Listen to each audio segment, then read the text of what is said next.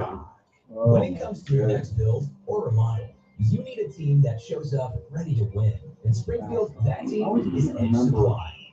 From Blanco kitchen sinks to Delta faucets to freestanding bathtubs that steal the show, Edge Supply has the team, the experience, and the inventory to deliver. Contractor or do-it-yourselfer, no matter if it's a fixer-upper or a full custom build, Edge Supply is your home court advantage because Edge Supply plays the win. EdgeSupply.com. Your takes, your teams, your town. From hot stove baseball to big deal or not a big deal. Mornings belong to the opening drive with Tom and Rob. 7 to 9 a.m. on ESPN The Jock. Don't just listen. TV inputs? No. It's We'd like to invite you to join us on the opening drive. Give us a call or text at 417-866-0969 or reach out to us at the 96.9 Jock Chat app. I'll do my background. Home screen? No,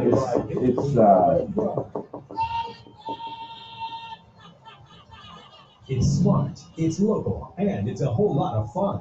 Real opinions, real laughs, and real connection to the Ozarks every single morning. From breaking down the biggest games to celebrating the best of the Ozarks, debating the poll question of the day, and reacting to your messages live. This is sports radio done differently. The opening drive with Tom and Rob. Weekdays 7 to 9 a.m. on ESPN The Jock. Good Wednesday morning. Wednesday, August 12th. There we go, August 12th. Hey, how you doing out there? The opening drive with Tom. Tom Ladd is back. And Rob, how you guys doing today? Hope you're enjoying your Wednesday drive-in. It's going to be a scorcher. I just record that every day. It's going to be a scorcher, like for the next 10 days. Yeah, just run it back. I think we've got 101 day next week. So our first, I think that's our first 100-degree day. Well. So that's great. Looking forward to that. I'm going to take this thing up. So, oh, no. Look at that. Seriously?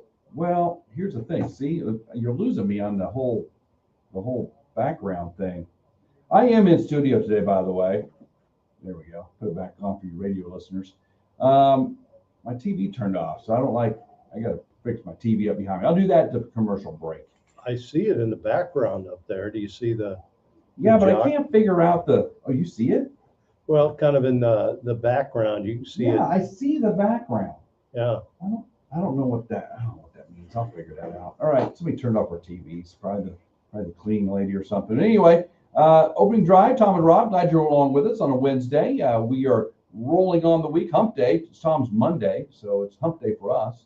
By the way, in honor of Chef Tiny, who I appreciate filling in. Did a great job. Yep, I made a couple of over easy eggs, and I boiled a couple hot dogs last night. So nice. I cooked in honor of Chef Tiny. So eggs yesterday I cooked, nice. Just like Chef Tiny would. Absolutely. And then boiled a couple hot dogs for dinner last night, just like Chef Tiny. I'm sure that's how he makes his hot dogs. I'm sure that's how he does it. I'm glad that's not on the menu at Retro. No, boiled hot dogs. No, so I was thinking about him, and I do want to thank him for filling in. I know he did a great job. I went ahead and archived all the shows, so I got to hear some of everything. Yeah. Now, Friday I did tune in. I went down. We were at a hotel in St. Louis. Went down in the lobby and had you guys on. I was waiting for my son. He wanted to get some coffee early, so sure. I get down there right when the show starts. So I'm there first half hour. Kind of waiting for my boy. Hanging in there. Yeah, yep. It went well. I mean, I think the board, it is. I've done it before, but it really is pretty easy to run, and we didn't have any two major hiccups. I think my biggest worry was leaving the live stream on for like the entire weekend on Friday. That would have been one of the worries I had. But that would have been one of the worries. We would have got the cleaning lady turning off the TV had that happened. Yeah, exactly.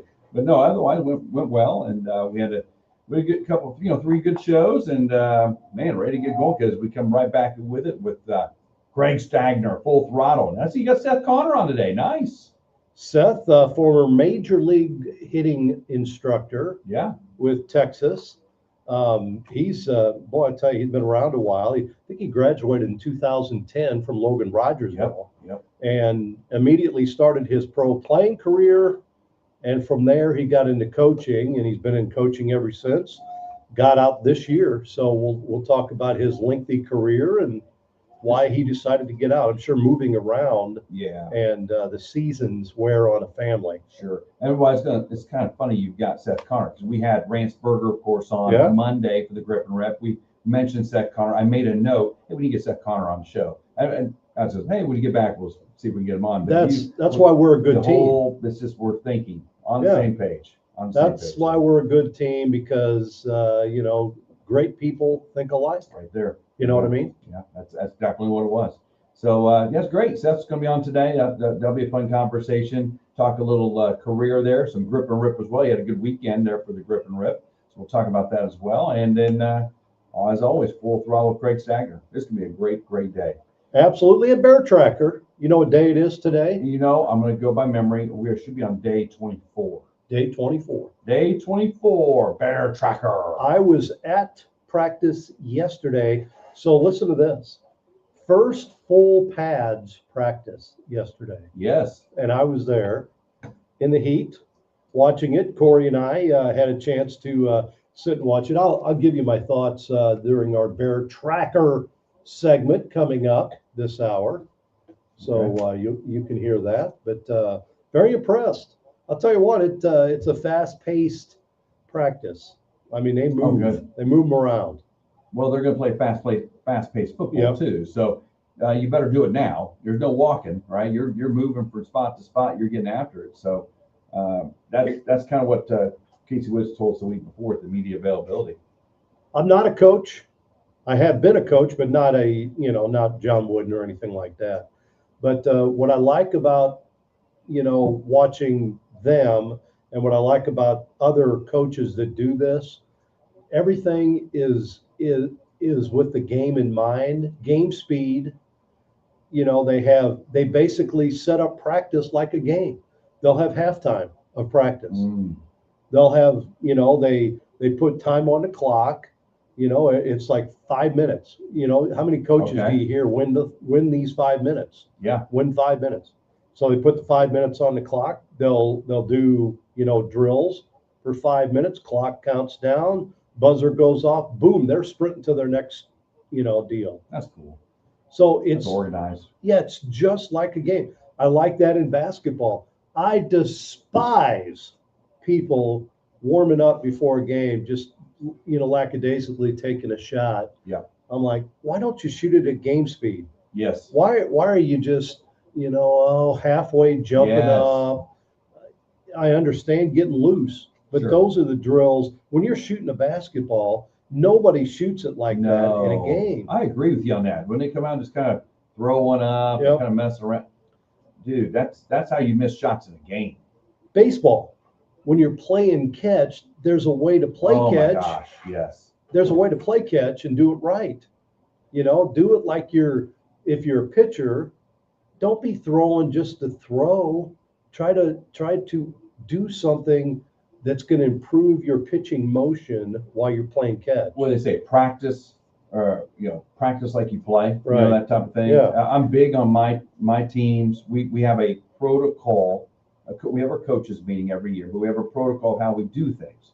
This is how you need to warm up, those kind of things, dynamic warm-ups and such. And you need to, when you're out playing catch, for example, to start a practice, even a practice, you're playing catch with purpose, right? You're not just lobbing balls around. You can talk and you can josh around with your buddies and all that kind of stuff while you're throwing a zinger to your teammate, and he throws a zinger back. And you can have your conversations, but it's not just lob it down there and somebody drops it and somebody misses it and whatever. And then all of a sudden you get chasing balls everywhere. That's not practice. That's playing around.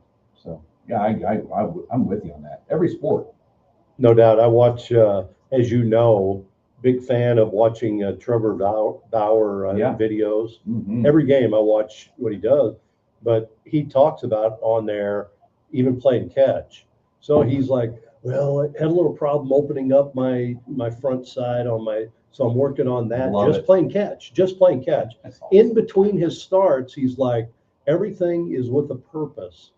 Well, this was giving me some problems the other day. So today I'm going to work on extending, after I pitch and just playing catch. I love that. I love that about Trevor Bauer. Yeah. He can analyze everything as he's doing it. He feels the fact he opened up his shoulder playing catch. Yep. And he can feel that. That's great. By the way, why doesn't he have a job with the Kansas City Royals again? Because we have Craig Kimbrell, I guess. We can bring him off the shelf, the dusty mantle, and have him throw. I mean, are you kidding me? You're telling me that Trevor Bauer are you telling me Craig Kimbrell is better than Trevor Bauer? I mean, honestly. Show me the money. Or Lucas Ursay, either one of them. I mean, unbelievable.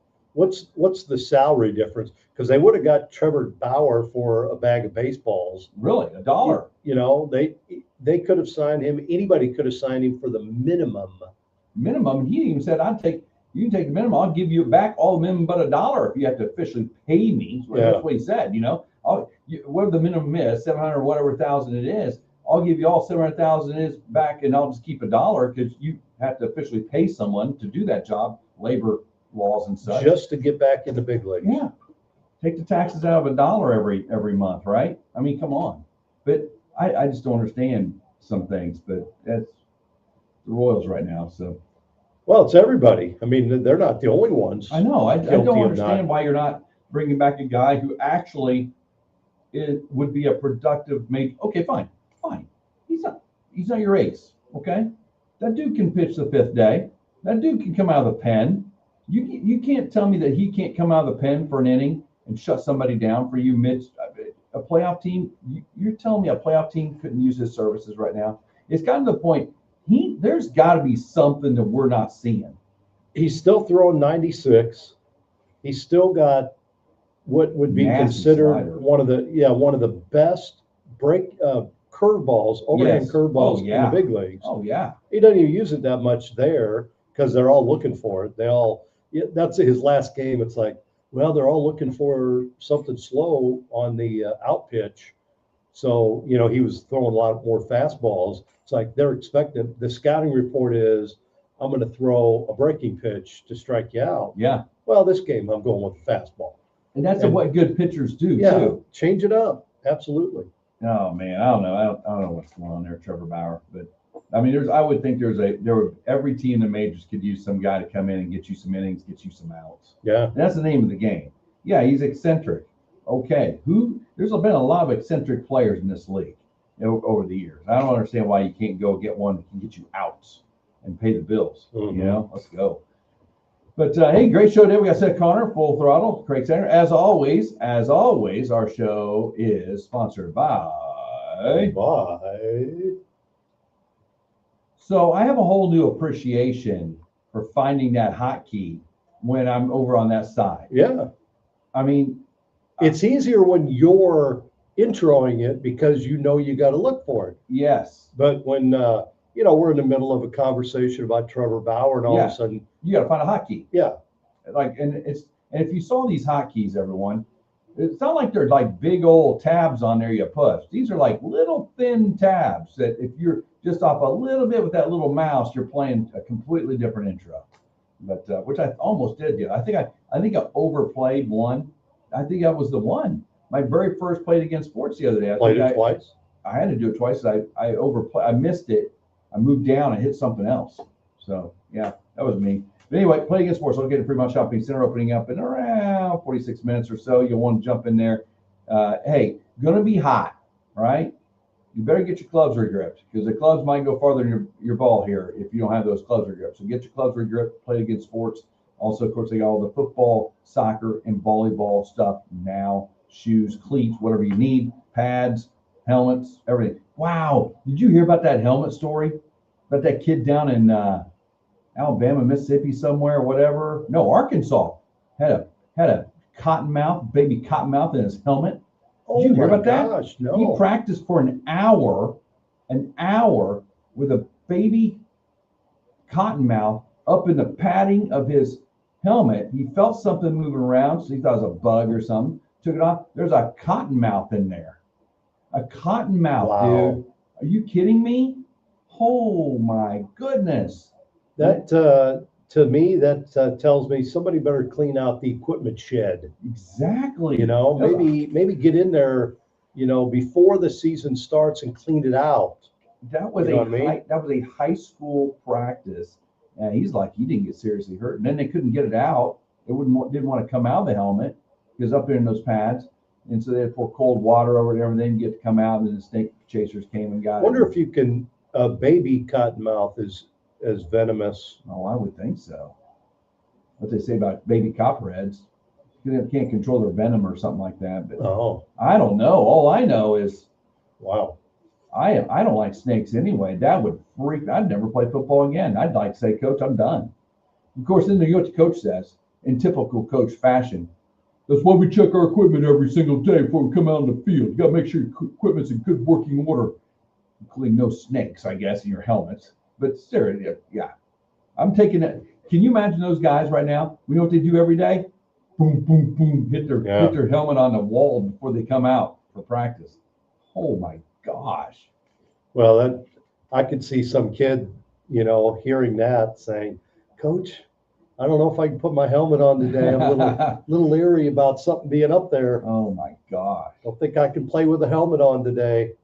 95 degrees feels like 99. Well, I will tell you this. Play It Again Sports has brand new spanking helmets. They're just brand new, no cottonmouths in them. Head on down there and pick those up today for your Mighty Bites and all that kind of stuff. Play It Again Sports, located in Fremont Shopping Center. Yeah, that football, soccer, all the fall sports they had on their ad today. They're talking about fall sports, football, Mighty Mites, high school. We're practicing now. Soccer just started, so it's going, man. Yep. But happy birthday to my son, my youngest son. Speaking of that, yeah. Rhett turned 16 today. We will be going down to the DMV to get that big license today, because guess what he's doing tomorrow? He's driving himself to soccer practice tomorrow. Does he got a car? Does he got a car? Yeah, he's got the car. All right. He's got Ann's old car.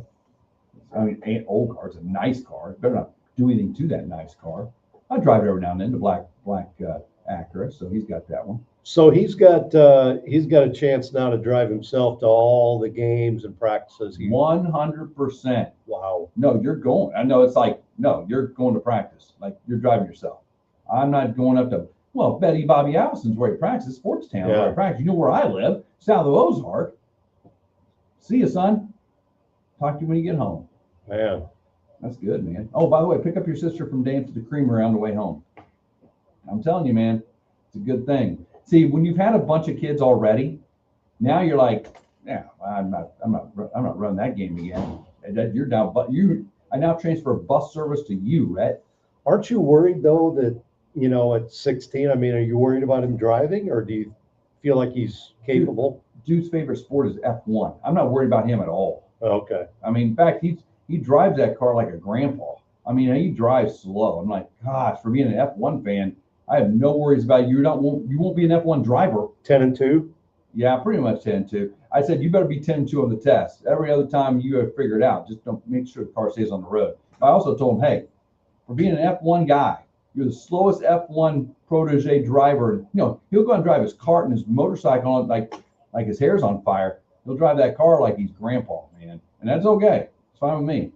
You're not getting paid to drive that thing. When you start getting paid to drive things, you can drive it fast because somebody else owns that typically. Yeah. So anyway, yeah. Hey, happy birthday, Red. Again, want to thank Chef Tiny for filling in. Not only filling in, but I mean, this guy, he's like the third wheel, isn't he? He is. You probably heard some of the show. So I'm talking, we're interviewing. I don't get to go to a break, but we're interviewing somebody, right? And then Chef comes in with this super awesome analytical question. I mean, just because he researched. Yeah, right? yeah. Super analytical question. And I'm telling you, he did on every guest, and every guest is like going, wow, that you really dove into the archives there, or something like that, Yeah. Like on Ransburger's Burger Bites, the podcast he used to do. Yeah. And then he did one on Frank Tristan yesterday as well. His ABC as far as coaching is concerned, what the ABC is about. And Frank's like, well, taken aback. Justin Cole yesterday threw out something for him too, the Northwest Arkansas Naturals GM. I was like, so we'd be talking all of a sudden, here comes this analytical question. And I'm like, that was a good question. So yeah, he did a great job, man. He loved it. Did you hear what he did real quick? We had Justin Cole, Northwest Arkansas Naturals on yesterday. He wears his Milwaukee Brewers hat. I saw that, yeah. He's got that same hat that Justin was wearing. And the Naturals, he wore the Brewers hat. He knew he was coming on. Yeah, but he's so fixated on wearing that Brewers hat this week that he wanted to pick the wrong. He wore his Kickapoo gear on Monday. We had Frank Tristan on yesterday. That's so funny.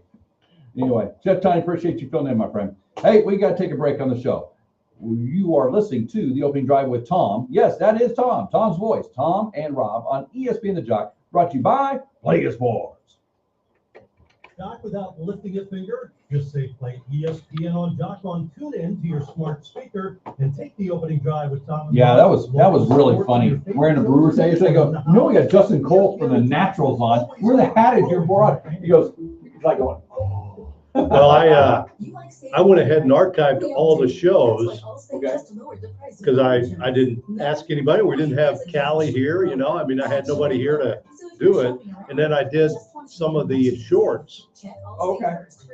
If I generate those deals, does it automatically Still- post, or you have to do it? I still So have to you go were in and doing post it. Yeah. Okay, okay. I generated them. I didn't know.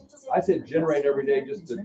I didn't know what happened. Okay, good. I didn't know how that works. I thought it was you because I saw you made a comment on one of them. Doesn't have to. Go from GI to IT in just All a right. few months. I know how to do this. Prepare for a high demand career. in Okay. cybersecurity, Oh yeah. Protecting Maybe people, not. systems, and Oh, institutions yeah. from real cyber threats. Yes. Here we go. It's the You answer Roku Media Player. mycareer.edu/CWP to learn more. Roku Media Player. .edu/CWP.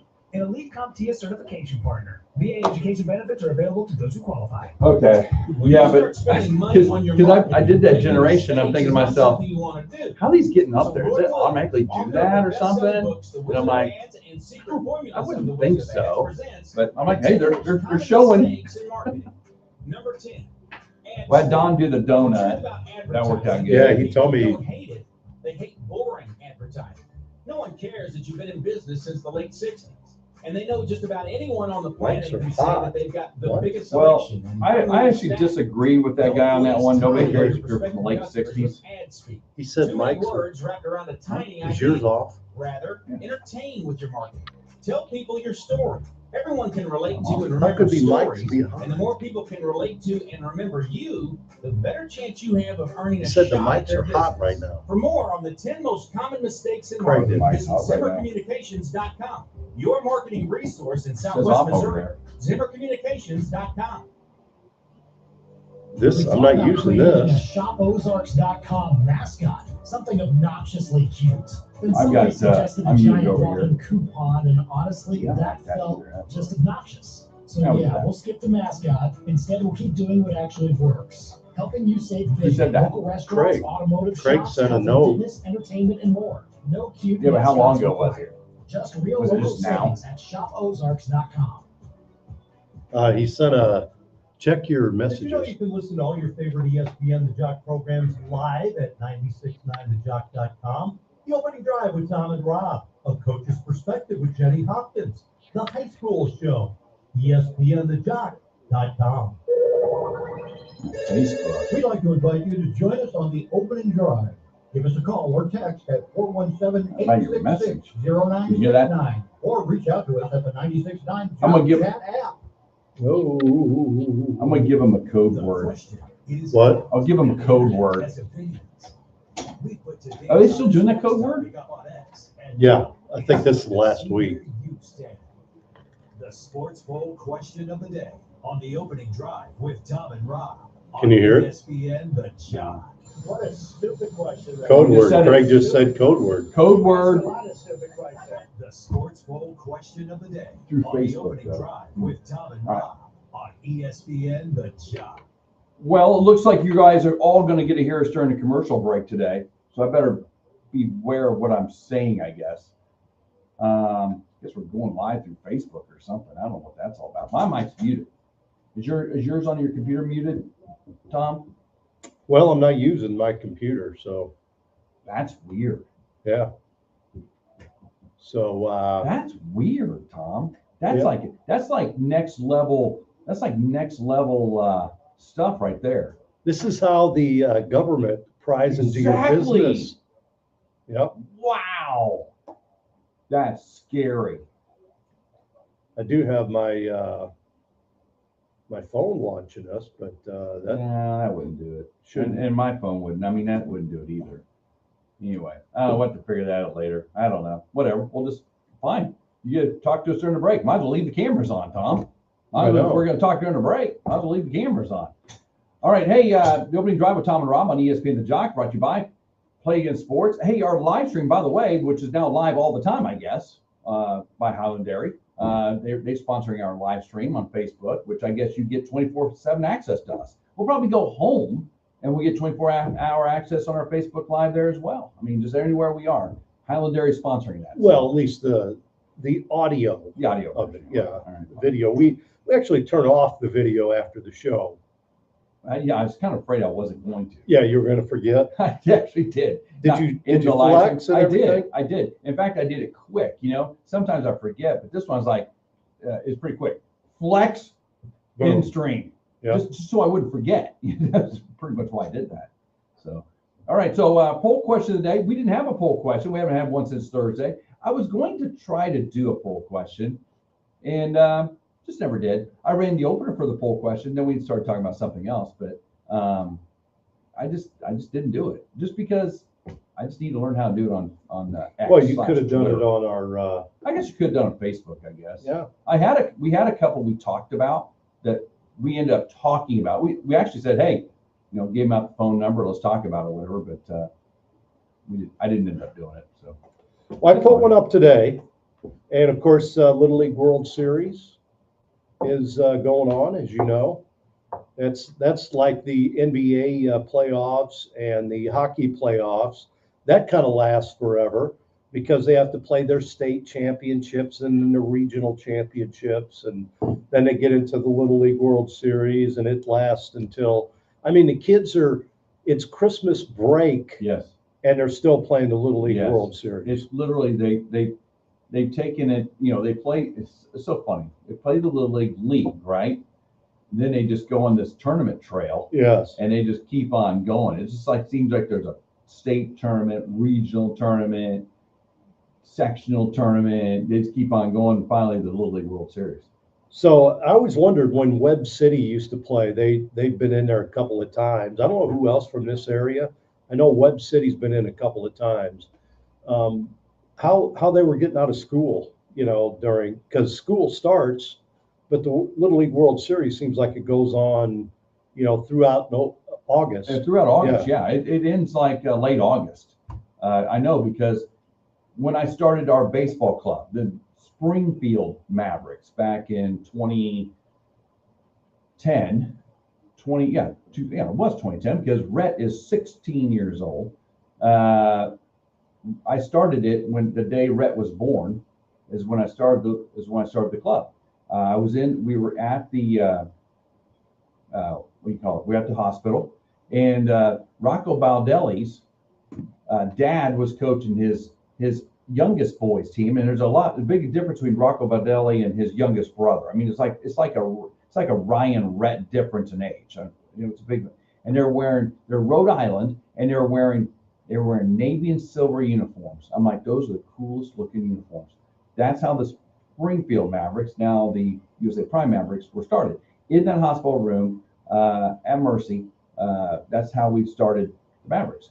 I told Ryan, I'm going to create a baseball team for you. We're going to start this year a club, and 16 now. We're in our 17th year. Rhett turned 16 today. Starting our 17th year. That is how we started the Mavericks. So the Little League World Series does have a special place in my heart, just because that's the birth of my club 16 years ago. So it kind of relates to our poll question of the day today. If you could relive one sports experience from your childhood, what would you choose? Playing in a Little League World Series, playing for a state championship, attending your first Major League Baseball game, or attending your first NFL game? So this goes back to your youth. Maybe for you, Rob, that's a long time ago. It is, but I made my choice already. Oh, you already did? Yeah. playing for a state championship. We were the number one ranked football team in the state 2 consecutive years, and we didn't win a state championship. Oh boy. 2 consecutive years we were number 1 ranked, and we lost to the number 2. We lost to the number 2 ranked team in 1 year in our districts, and the next year in the round after the districts. No, we lost in the regional. I'm sorry. My junior year lost in the regional, which would have been basically sub-state, which would have been like semifinal to go to the state championship. Lost there to a really good team in Wichita. And then my senior year, we're number 1 ranked. We lost in districts. They moved the top 2 teams in the state of Kansas in our class 4, class 3, it doesn't matter. We're in the same district. The 2 best teams in the state. Oh. Same district. And I feel bad because I actually had the quarterback's ankle in my hand trying to tackle this guy, waiting for my all-state linebacker to come finish him off. And he got away. Just slipped, and he didn't show up. And that's the game-winning touchdown. That was it's still in the 3rd quarter. We had a chance to win, but that was it. We lost 14-10. And I remember that play specifically. I never played defense, but that game we had a lot of injuries late in the season. I had to play some defense.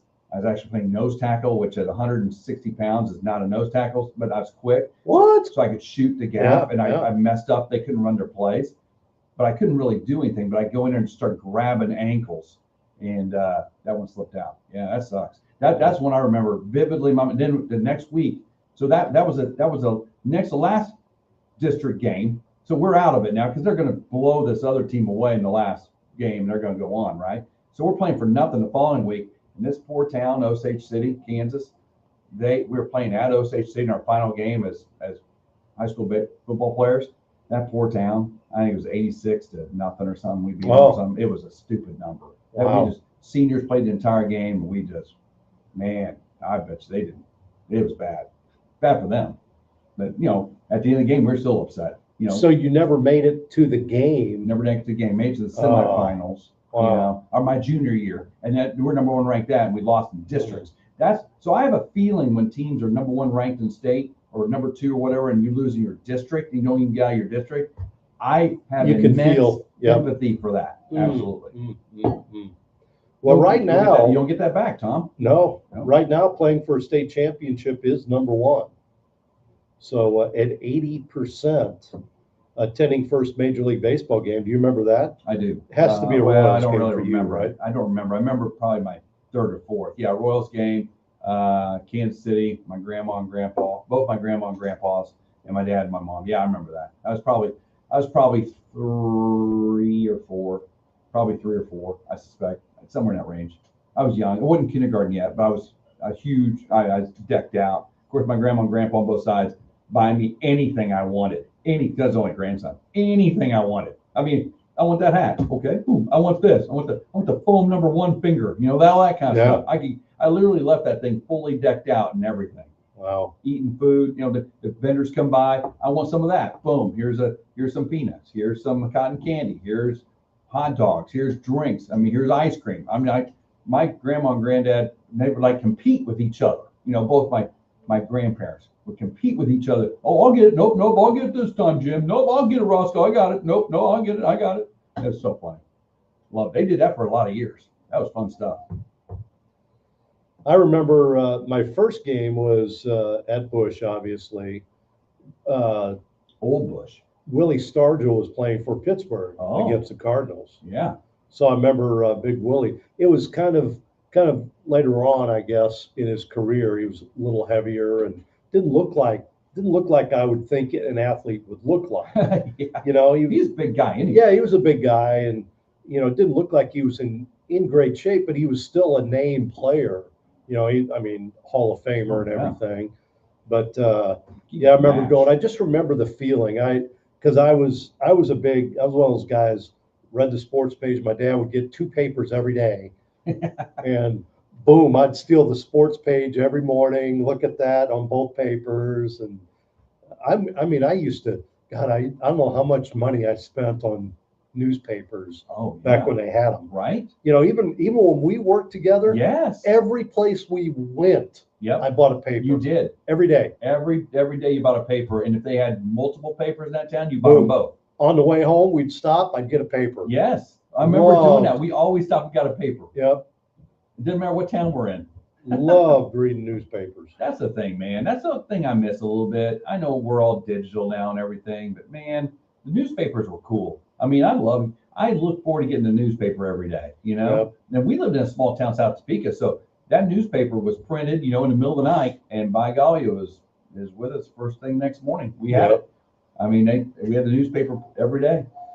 I'd look at the box scores. I'd look at the league leaders all the time, and you know, man. That's back when they covered it too, man. They had the stories. It wasn't just game stories. They had features. You know, how about the Sunday features, right? They'd do a big feature on a player, or a manager, or coach, or something. You know, every Sunday, the big color feature. You know, big color on the front of sports. And so, through all your travels, what was the best paper you remember? I mean, we've been all over the country. Dallas Morning News is always great. I like Dallas Morning News. That was good, but it's still almost overwhelming back then. I mean, they if you think about how many people on their sports staff back then at the Dallas Morning News and how much was covered in there, that's crazy. Of course, I grew up at the Topeka Capital Journal. That was my paper. Kansas City Star. Those two papers were our local papers. I loved them both. Just they each had different kind of bents to them, you know. Kansas City Star was a little bit more KU. Cap Journal was a little bit more K-State. I mean, just based on the writing and stuff. But yeah. Other than the two that I would get all the time, the Post and the Globe in St. Louis when they had to. Yeah. When we started traveling together, I used to love being in Des Moines and get the Peach on Sunday. Yes. Remember that? Yes, that was a good paper. Sunday, Des Moines Register. They called it the Peach. The Peach. Yep. I remember that. Man. And to get that, they'd have all the feature stories on Iowa and Iowa State. I know, the Cubs. They had everything in there, especially during college, when we were up there, college basketball season too. Yeah. They have all the highlights of all the programs. Yeah. It was pretty cool. Well done too. Yeah, those are the days, man. And they used to, you know, I mean, there was a time when we traveled and they would do feature articles on the games, you know, here, Larry Hazelrig was great. There was always a really good feature article here. Yep.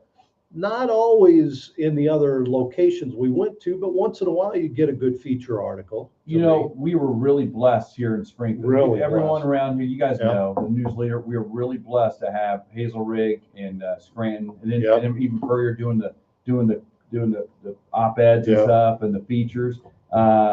Those were the heydays, right? Of good sports coverage. Then of course, then we had our local high school beat writers too. Just did a great job. But you're right, we'd go on the road somewhere else in our league even, and it was pretty minimal coverage sometimes. I mean, they'd have a column, like Lady Bears. We'd go to town, they have a column or something on the game tonight where we have a full out spread. We're playing Illinois State or whoever. Front page. Yeah. It was just and I love the fact when they traveled too, they were all there. The beat writers were there with us all the time. We're just hanging out with the beat writers and they'd come up, hey, what are you seeing in the locker room right now? What are you thinking? What we should go with as far as the story is concerned? And it was fun because as SID and as in that role, it's fun kind of directing that kind of stuff. People listening to us, because there's not many left, but when you and I were both doing it together, and it was at Hammond Student Center. Were you at Hammond's? You were at Hammond's, So Hammond Student Center, the Lady Bear fans would show up so early, they'd sit in the parking lot because they wanted to get their spot early. Yes. And they'd bring their sandwich, something to eat, and they would have the newspaper there, and they would read Larry's article. Yeah. So there would be people, I would show up an hour and a half, 2 hours early to get ready for the game, do my interview or whatever, you know, early time it was, and the parking lot full. Luckily, they would have a little area for the media. We'd have one little row for the media, allegedly, you know, that people would steal those spots. They would. They get there early and they got their papers, sandwiches, sitting in there eating. Well, they'd open the gates, open the doors, and I'd walk out. You know, we're just walking out, putting down stuff at the tables and stuff. You know, just getting ready for the game, pencil, just our normal stuff. There's people in the stands. Not just a few. There's a lot of people. The lower bowl is starting to fill up. I'm like, these people doing? I mean, they're here so early, but they wanted to see those Lady Bears come out when they did their opening warm-ups, and they just come out and did their casual warm-ups. They wanted to see the Lady Bears. And I tell you what, the men at that point too, when William Fauntleroy and those guys were here too. Oh, yeah. They'd say those Bears. Well, Charlie Spoonhour, Spoonhour, back. yeah, absolutely. Yeah, I tell you what. But yeah, the coverage was amazing, and I missed that, and it's digital world, and I'm hoping Liam. I'm looking forward to Liam getting back in here and helping us get that built back up again. I think he's going to be a great feature writer for the News Leader. Excited to have him on regular here as we move forward as well. Hey, we got to take a break on the show. You got anything coming up next? Yes, we got our Bear Tracker coming up next. Bear Tracker, day 24, coming up next. After the break, you're listening to The Opening Drive with Tom and Rob on ESPN The Jock, brought to you by Vegas Sports. From The Opening Drive on ESPN The Jock. Can you hear us? To the Bears football season. Can you hear me? Can you hear me? Where we'll highlight the coaches, the players, and all the statistics leading up to the 2026. What would that even be, Tom? Huh? What would that even be? Summer golf season is in full swing. So There's not a mic on that computer monitor over You'll there. find drivers, wedges, balls, bags, gloves, and shoes. Everything you need to keep your friends from talking too much I trash. can't remember if around the this course. was muted. Trade in your old clubs and upgrade to something that'll actually. Oh, keep your maybe. handicap.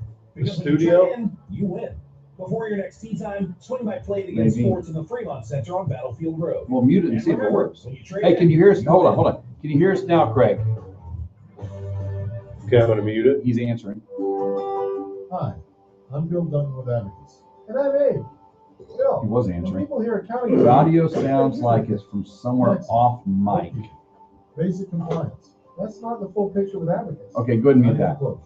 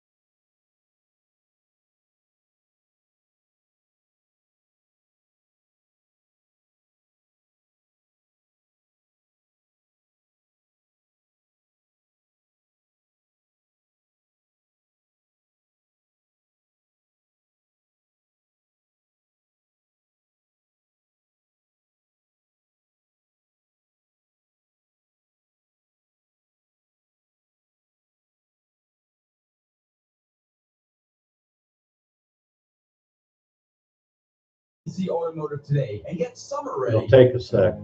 For America's 250th anniversary, Highland Dairy is honoring the values that built this country: service, sacrifice, and community. We're proud to partner with Folds of Honor to commit a $250,000 donation to help provide life-changing academic scholarships to families of America's fallen or disabled military and I hear it on here It's too. Highland's way of giving back to those who have given so much. Learn more at highlanddairy.com. Highland, locally made, naturally delicious. The live stream of The Opening Drive with Tom and Rob on ESPN The Jock is brought to you by Highland Dairy. Fresh milk, great taste, and local pride supporting the show you love. That's Catch weird. us live on Facebook and YouTube. Highland Dairy, locally made, naturally delicious.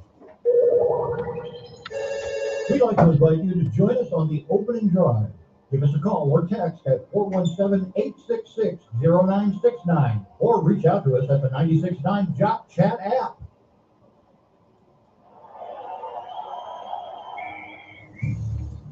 We're getting you ready for the 26th Missouri State Bears football season with our daily Bear Tracker. Find out what Casey Woods thinks, who the new players are, and what the schedule presents.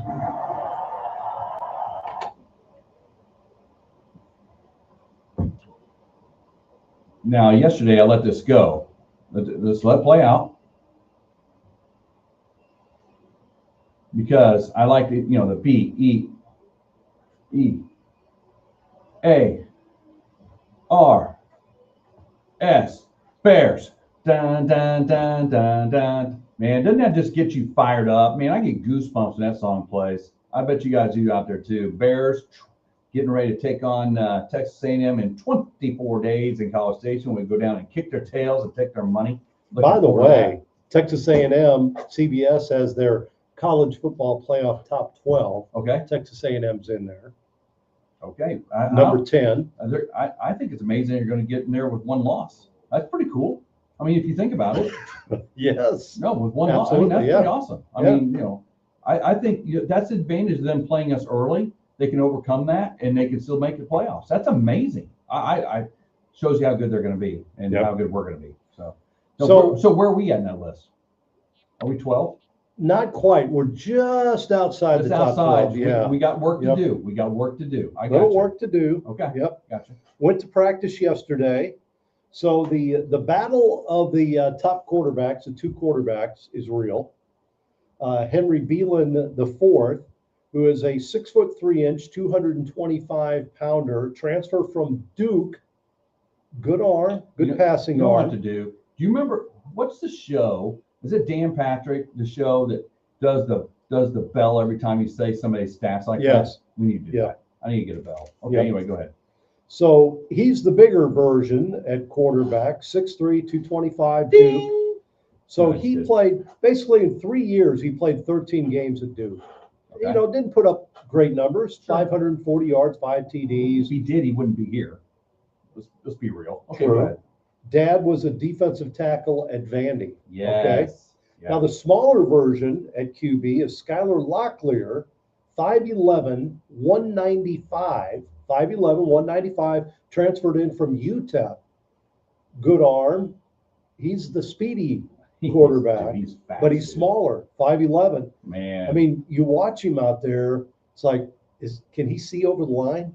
At Really? 5'11"? Yeah. No, we've had short quarterbacks Sure. before. Absolutely. But he's put up some numbers at UTEP and Austin P, I guess. He didn't really do much at Austin P, and that's why he transferred to UTEP. But 2 years, started 18 games, 9 per year at UTEP. Last year, 9 starts, threw for 1,418 yards and 13 TDs. Okay. His sophomore year, 9 starts, 1,583 yards and 10 TDs. His dad played hoops at Michigan. So they've got good genes, athletic genes. But so they were really dividing the ones. What they did yesterday, it was kind of cool. They would it was all, with the full pads on. So everything was tackle. I mean, it was all live stuff yesterday, which was really cool. From the field goal team was out there, special teams, the extra point, everything was done, with the pads on, no injuries, knock on wood. Oh yeah, no doubt. I'm knocking on wood, no injuries yesterday. I only saw one guy that was not practicing. He was kind of on the sideline getting some treatment and stuff, going through some drills, but only one. That's huge. But very upbeat, very positive practice, much like Ryan Beard's. I mean, I thought that was very similar to what Ryan Beard did. Special teams, we're going to have a good kicking game this year, both punting and field goals. Both those guys, Yusuf Obeid and McDonald from Logan Rogersville, we should be in good shape, special teams. They had the ones versus the twos, so they broke up. They had the one offense versus the two defense, and then the one defense against the number 2 offense. Sure. And they did those on opposite sides, and quarterbacks were going back and forth. That's what I was going to ask you. Yep. Yeah, so quarterbacks were floating. Yep. It wasn't, it was like Beelan, Locklear, Flip-flop. couldn't really tell any big difference. They both threw a pretty good ball. Okay. Not a lot of difference, although I think Locklear's going to be a little more of a runner. Beelan obviously stands a little taller in the pocket, so you can see a little better. So it's going to be a process to figure out who's going to be number 1 out of those guys. But very impressed with the way practice went. I love that it was very structured.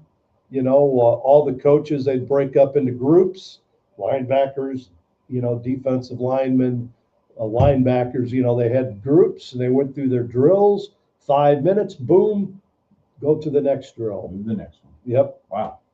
How the running backs look. I heard the running backs could be a very big thing for us this year. I heard you and Chef Tiny Yeah. talking about our Zizzer. Yes. And they're going to have some special packages for him. Connor Lair. Yep. He is a battering ram. Awesome. Yep. 6'2", 230, something like that.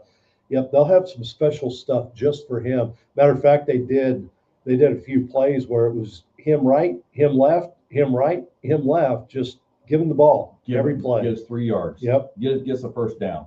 Short yard situation. The heavy lineup, around the goal line, I'm sure we'll have him in there. Yeah. So he could score a lot of touchdowns this year. That's awesome. Yep. I'll tell you what, I'm excited every single day.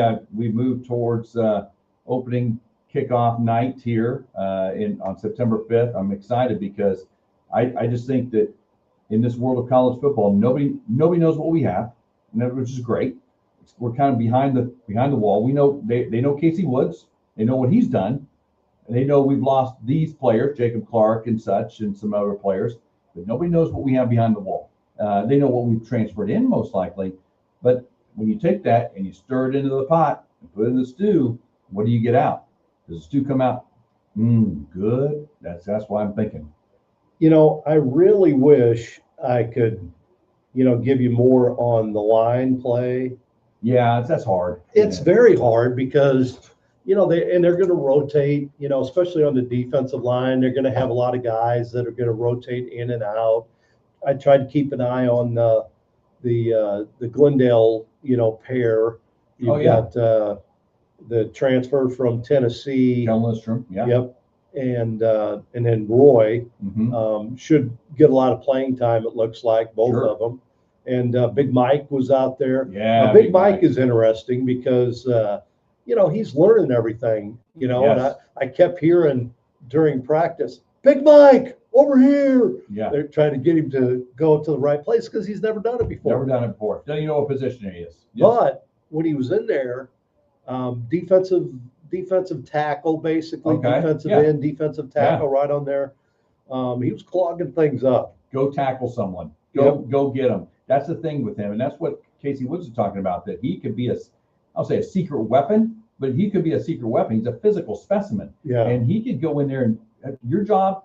Here it is. Your job is to go do this. If you singular focus him on something, oh my gosh, you figure out what you want to do with him as a weapon. Oh my goodness gracious. I mean, your job is to go get that running back. You stay wherever he goes, go get him. Your job is to go get the quarterback. Your job is just to clog up the middle. You need to have 2 guys blocking you on both sides is what you need to have. And that's exciting. Well, I'll tell you, it's for him though, you think about it, he's gone through all these years. The guy's 23 maybe, something like that, 22, 23 years old, has never played a down of football in his life. So he gets to practice and all the lingo, and every coach is different. Even in basketball, they've got the different phraseology and stuff, but he's never been to a football practice and heard that. I know. There is a football lingo. Oh gosh, yes. Head on a swivel. And he's like, what is that? I mean, just think about the things that's what Casey Woods talking about. Just think about the things he's taking in. But if you can, again, singular focus him on a job and train him to do the job, that could be wow. Don't expect him to do everything. Expect him to do a job. Right. And then you know how good he is on the basketball court. You tell him, go get a rebound. Okay, same thing. Go tackle this dude. Go make sure 3 guys are blocking you at one time so we can get somebody to the quarterback. Your job is to clog up the middle. Your job is to make sure people are blocking you. And if they don't block you, go get the guy with the ball. Right. That's it. You don't need a swim technique. You don't need to just go get the dude. When he was bull rushing, that's what I'm saying. he was making things happen, and that's it. If you just use him for that, he doesn't have to make all the tackles. No. If he can get 2 guys to kind of get in front of him, that takes 2 blockers away, and it's going to make the linebacker's job a lot easier. Absolutely. Nobody touches you. You're back there by yourself. Just hit the guy with the ball. Right.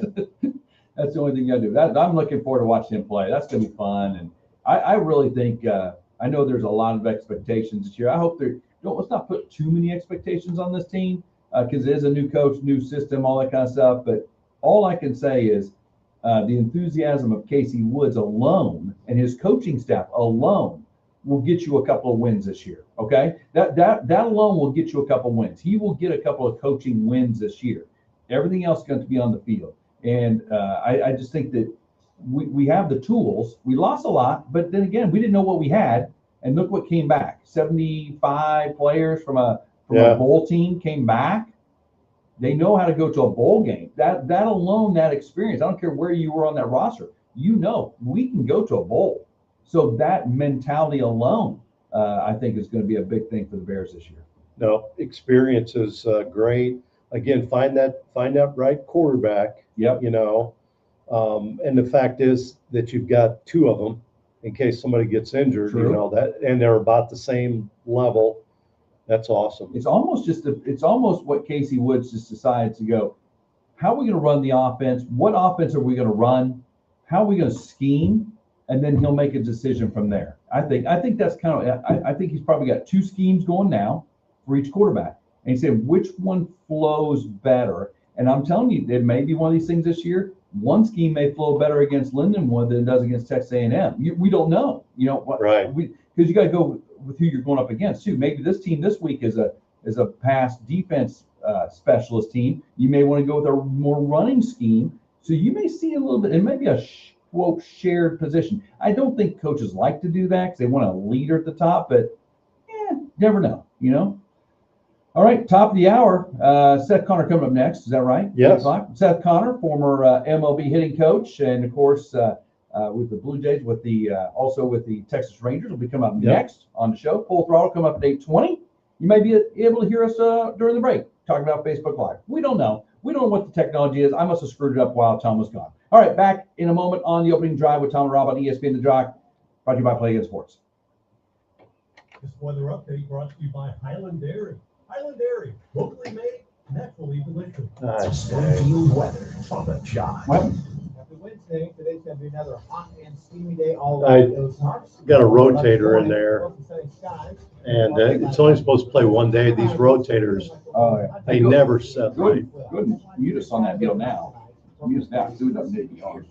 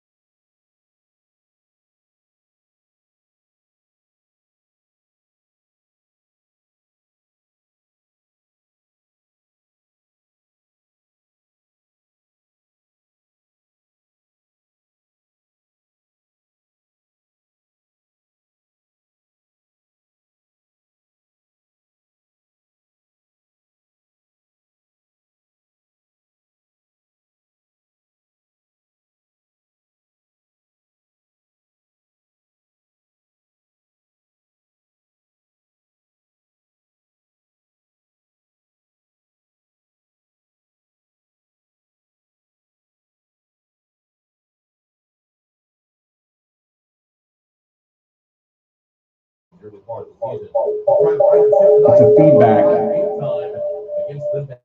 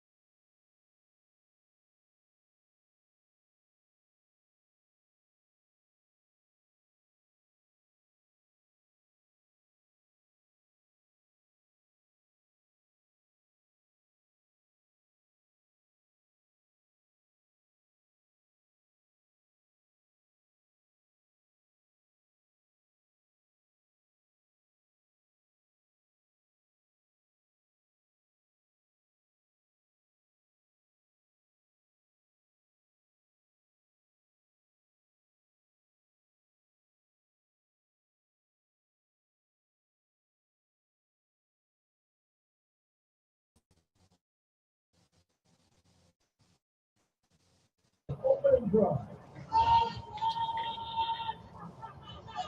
It's smart, it's local, and it's a whole lot of fun.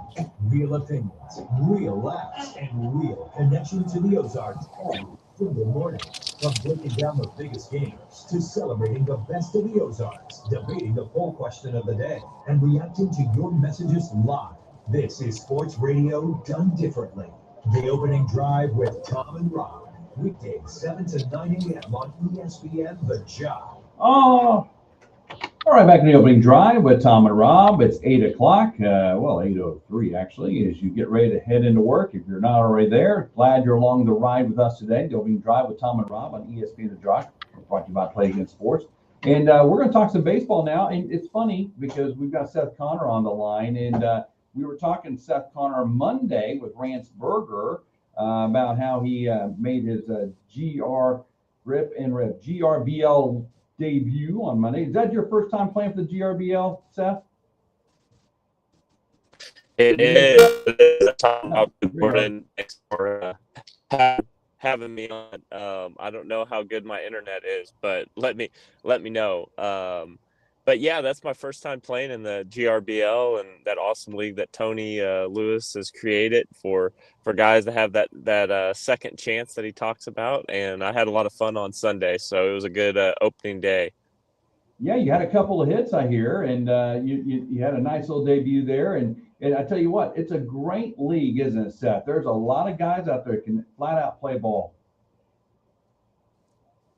It is a great league. Like I said, I think this is in its 11th season is what Tony and Rance were saying. And it's amazing, just all the hard work. It's really fun. You know, my mom and dad came out there, my in-laws came out there, and I've got two kids, which is just a fun experience for the family. And, you know, shout out to Smash Burgers too, because it was out there. My dad said he's had the best burgers he's ever had. So, yeah, it's just a great league and a lot of fun just to get out there. And you know, again, I think for my kids, my wife Laura was the one who really And she had said, "Hey, your kids have never gotten to see you play. I was coaching back they were around." And so it's been fun getting out there and just enjoying a little baseball. So Seth, let's talk a little bit about your playing/coaching career, which I guess has ended. You came back this year and got another job, but talk about coaching and how that went for you all these years. Yeah, man, just when I got done playing, I guess that was after spring training of 2015, the Blue Jays asked me to stay around as a player coach. And at that point, I was 22, 23, and we had my son. And I was just so grateful to have a job because I was drafted out of high school, didn't have anything anywhere to go except for school. So I was really grateful so that was kind of my introduction into coaching. And then I coached with the Dodgers, kind of got out. I coached with them for 2 years, got out of it, coached with the Dodgers minor league system for 3 years until the COVID year, and then coached 1 year with the Twins and rookie ball in Florida. We actually moved to Florida, and then got the job with the Texas Rangers and coached in the big leagues from 2022 until through last year. And got to win the World Series in 23, worked for a Hall of Fame manager in Bruce Bochy, and got to experience that. And now back here in Springfield, working at Convoy of Hope, kind of blending my two passions of helping people is why you got into coaching, and Convoy of Hope is helping people. And so the people that I work with is still trying to work with the baseball players and the baseball community that I was a part of. I'm just doing that through Convoy of Hope, and so grateful to be here. So that's amazing. Convoy of Hope, an outstanding place to work and to serve Christ. Just a great place to be. And I have so many friends out there at Convoy that I know, and what a great place to be in this community. Man, they've been a pillar of this community for a while, and Hal Donaldson, the founder, is just an incredible story and just an incredible organization of serving people. They're serving in Puerto Rico right now. They're serving the wildfires in Seattle, and they're still helping the people of Venezuela and responding in Colombia. So a lot of neat things happening out here at Convoy, and I'm grateful that I get to be a part of it. A lot of great people, like you said, too. For sure. So Seth, did you want to get back into coaching? I mean, I know they had some changes in Texas. Did you want to stay in the game? Yeah, my wife Laura and I've got 2 kids that are 10 and 9, Hudson and Hattie, and they were the big reason that we felt like we were going to get out of coaching. That I got offered to stay there with Skip and his staff, and I love Skip. I went through, talking with him at the end of the year as he transitioned into the manager, and just I love the hitting coach. I worked with the hitting coach Justin Veely, who was with me with the Dodgers. I worked with him for 2 years, and then he was the hitting coordinator before he went to San Francisco and got his first big league job. So him and I are best friends. I was just down there in Texas for an event that Convoy was doing and got to hang out with Justin. So I love the game of baseball. I love being involved in the game of baseball. The most difficult part is that I missed all of my kids' activities, and I think every coach or player, it's a sacrifice, and your whole family has to be on board. And Laura would have supported me, and she did support me, and she was a champion for our family. But I just felt like, hey, I want to see my kids, and I want to be in church with them on Sunday, and I want to do impactful work still. I still miss it. I love coaching baseball. But I'm grateful for like the Grip and Rip League, where I still get to play and get to scratch that itch a little bit. And then, I still, like I said, with the work that I do here at Convoy, I still interact with a lot of those ball players, and so I'm just grateful I kind of get to marry those passions. So I miss it, but I'm grateful that I get to be with my wife and be with my kids and be in church. Is it possible that you will get back into it, you think? I've thought about that. Laura and I have thought about that once the kids were grown and in college. I think the most difficult part about coaching in baseball, and I just shout out to all the guys that are coaching in baseball, even if it's Springfield Cardinals, is the amount of information you have to intake to do that job now is a ton, and experience, it means a ton too. That's not to diminish but the game has just shifted, and I think there'll be like a little balance, and a weight balance. But there's biomechanical data, there's traditional analytics on your players, and a scouting report for all of their pitchers. My primary job was to break down all the scouting reports for the bullpen arms, and then I had to do what we called tips and grips. So every team, I was probably watching on each pitcher. I was probably watching at least almost an hour of film on each of those pitchers, 30 minutes to an hour of film on each one of those relievers, just to see if there's any tips, if there's any tendencies,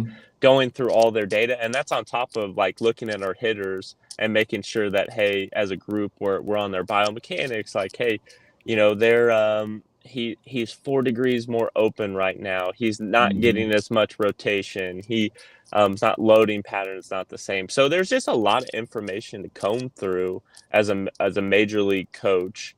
And I think that when you're out of it, you're not in that every day. You start to lose, if you don't use it, you lose it. So staying current with those things, I love it. I still do. And I have several friends that are still coaching. So I talk the language all the time, but I'm not doing that skill every day like I was. So, we'll see what the Lord does. I never want to say never. I love it. Like I said, it's so fun putting on a major league uniform, or putting on a baseball uniform too. But I guess we'll just have to see what happens, in the future.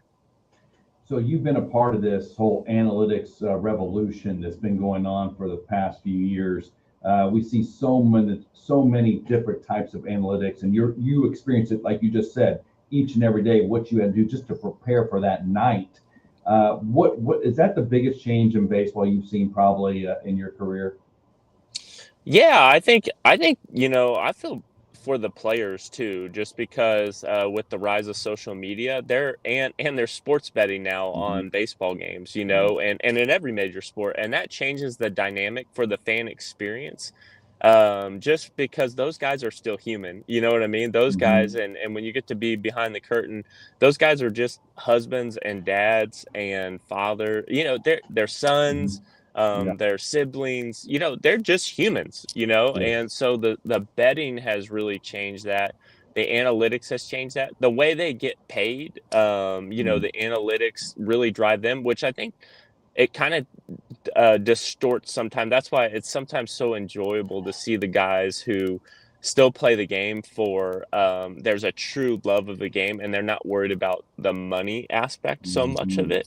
So the analytics really has changed that. The sports betting's really changed that dynamic there, in my opinion. And we'll see what happens with this whole collective bargaining. I hope baseball seems to be in a good spot. I hope they can come to agreement. It looks kind of doubtful right now, but yeah, I would definitely say those analytics and sports betting has changed the landscape of baseball a little bit. And those guys who are now coming up that's how they're trained. It's not new for them versus kind of really in 2017 when I started working for the Dodgers.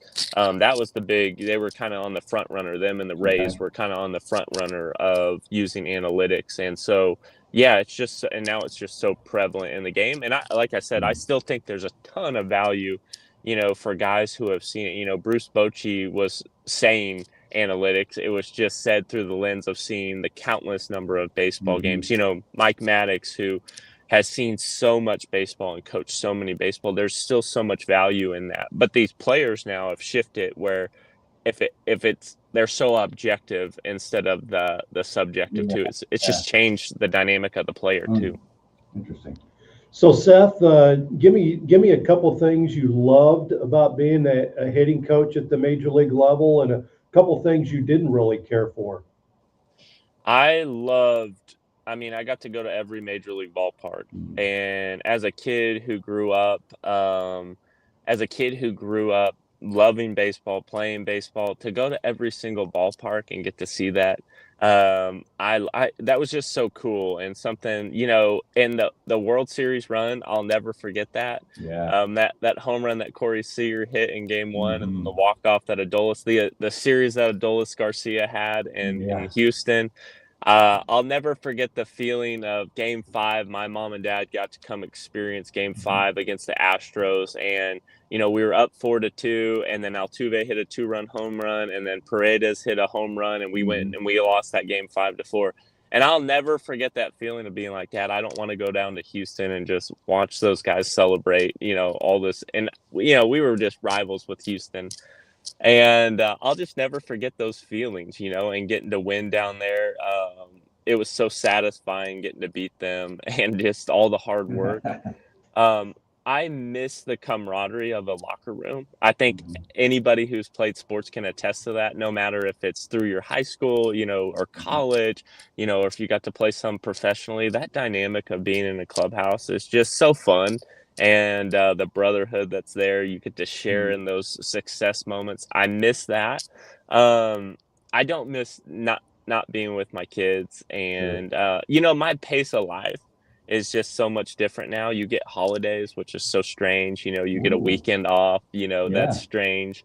So those things. And then, you know what? I'm just going to say this too. As a kid who grew up a Cardinal fan, I'm sad that Busch Stadium's not packed out, and I'm looking forward to when it's packed out again.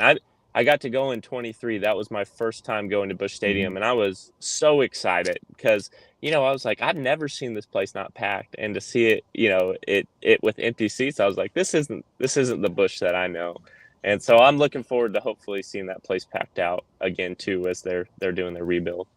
I think it will. I mean, they got the players all came through here, of course, and they're looking. And this is coming from a Royals fan now, Seth. I mean, this is somebody who I follow the Cardinals because I do. I always have. I've got a lot of clients in St. Louis, so I know a lot about the Cardinals. But this is a different type of team the Cardinals have now. It's just I don't know. It maybe more of a connection because we're in Springfield and we saw these guys, and Jose Lajera did a great job getting those guys ready to go up there, and I just think it's a different type of team, and I'm excited for them to get that thing filled up again too. I think I haven't got to keep up with the minor leagues as much, but I know in the big leagues they've overperformed what I thought they were going to do. And that young core, JJ Weatherholt's just a stud, and I think Heim's got a good vision from everyone that I've spoken to. Stubby Clapp, the first base coach, actually, and we coached my first year. He was the AA hitting coach with New Hampshire, and I got to coach with him as I broke in. So it's been fun, like, keeping up with him. And, I remember seeing John Jay roll through Springfield, and Colby Rasmus, Joe Mather's a big league coach now, so it's fun. I think they're in a really good spot. I can't wait to watch them get good again, and that'll be great. So did you move back to Rodgersville when you came back? We did. We're in the Glendale district, Mr. Ladd. So hail to Glendale. Yeah. So we're still at the Glendale. But my kiddos, we homeschool. So, but yeah, we're just right on the edge of Rodgersville and Springfield over there. So awesome. So yeah, I was going to ask you. We could say it's the indoor that Seth Connor built at Rodgersville. Have you seen the new facilities there? My goodness. Oh my word. That is, I would love to say I had a part, but Rocky Valentine, the superintendent, and all the good folks that are on the school board and administration over there, man, that is an incredible facility that they've done. The football field, the locker room, which I was a part of, but then that indoor is my son's baseball team actually practiced there in the winter, so I was grateful that we had a spot. So that is something else over there. It's gorgeous. I'm telling you, there's an indoor arms race going on in this community. I guess Republics opens up here next week or something like that. So it's on. Everybody's got one now. Hey, that's good. If that's good for the athletes and good for the schools, and shout out to Tyler Overstreet over there in Republic too. Yeah. Oh boy, Tyler, you bet, man. He does it, doesn't he? Yeah. Yeah. Hey, Seth, we appreciate you being on with us. Congratulations on your first week in the Grip and Rip Baseball League. We'll keep up with you. We have Rance Berger on every Monday to kind of recap things, and he had a nice little recap of your first game, both on the mound. How about that pitching? Yeah. 3 innings. Hey, you know what? When you're out there in the grip and rip it league, you got to grip it and rip it. So I've hit enough to know how difficult that is, and I was like, I got to throw a couple innings just to get my payback. So there you go. Awesome. Hey, congratulations on that. Thanks very much for being with us. And if you don't mind, maybe we'll talk a little baseball later on, little postseason baseball down the road with you. Well, I would love to hop back on, and thank you guys so much for having me on and shedding some light on the GRBL. It's a really amazing thing that, like I said, that Tony and Rance are doing. So thank you guys. Absolutely. Thanks. Sure appreciate you, Seth. All right, guys. Have a great day. Take care. Okay. Seth Connor. Yes. Join us from, looks like the parking lot of a High Street Baptist over there. Right across from Convoy over here. I made it to a stop. Convoy. You're on that side of town. Yep, okay. Yep. I was like, it looked like High Street. Okay. I was going to say, if you're High Street, like literally you can just come in the studio. It's right next to you. I know. We'll let you get to work, my friend. Okay. Thank you. Have a great day, fellas. All right, Connor. All right. Bye. Seth Connor. Yep. Guy can grip it and rip it. That's what he did. Did indeed. Could when he was a high school player, pro player. Yeah. And as a coach, should have asked him a little bit about Jake Berger since he was with Texas. We'll do that next time because we got a good connection with old Seth, so we'll get that going. So, all right, we got to take a break on the show. We got Full Throttle coming up next with Craig Stagner on the opening drive with Tom and Rob on ESPN The Jock, brought to you by Playing Sports. Take ESPN The Jock with you at 96.9 The Jock.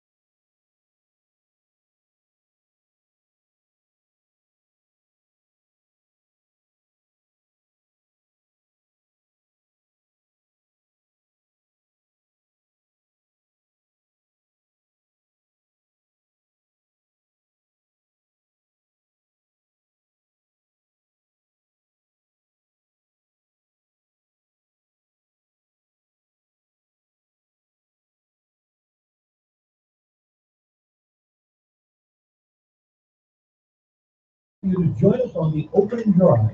Give us a call or text at 417-866-0969 or reach out to us at the 96.9 Jock Chat app.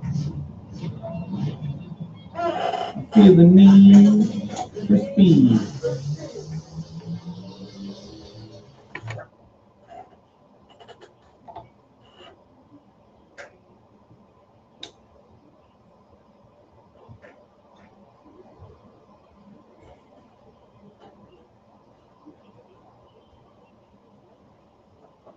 Full throttle, Craig Stagner. How you doing today, my friend?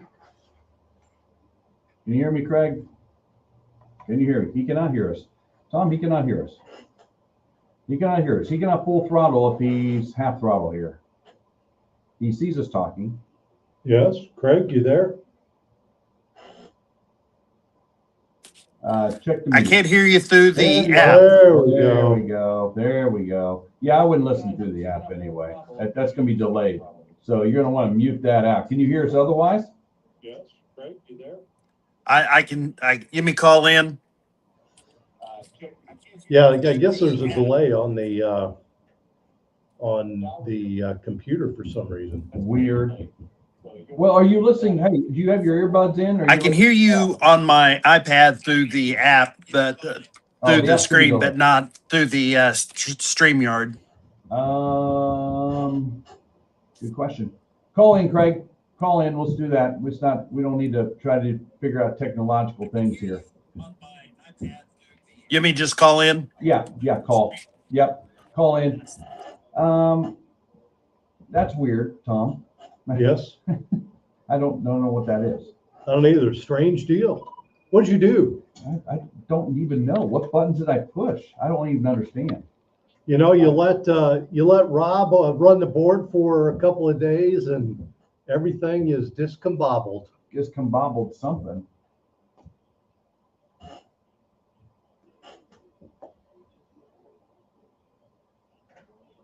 No way. Tom is here for forever. I like sitting in my chair over here. Sorry about that, Craig. Let's get to it because I wasted some time there with that. So hey, full throttle as we do each and every Wednesday, and tonight or PTV, you'll preview the weekend. And it looks like we've got a lot of things going on.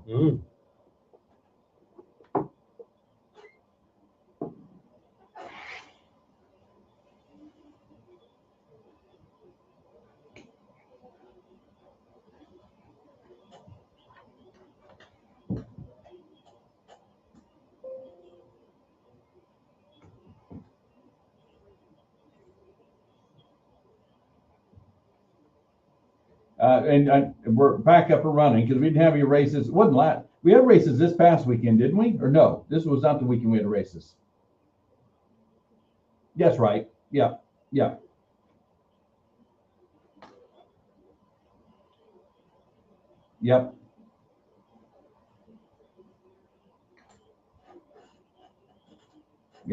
Okay, so NASCAR. Let's start with them. So NASCAR last week. Ty Gibbs gets his second career win.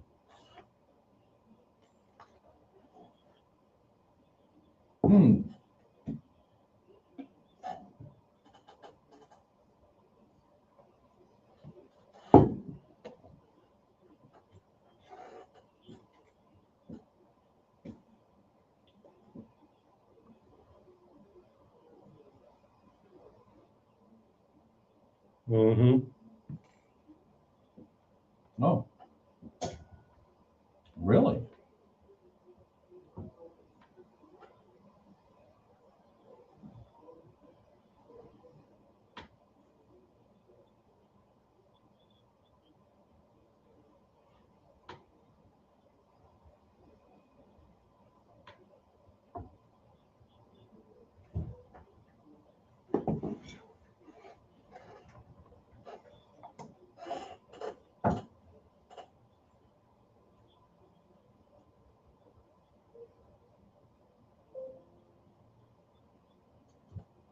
Whoa.